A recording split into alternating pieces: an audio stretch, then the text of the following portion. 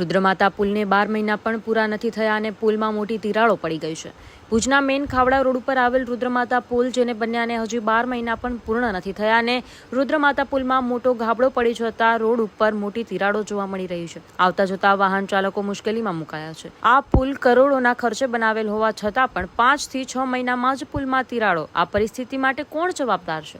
Story by Malshi Matang, Nirona.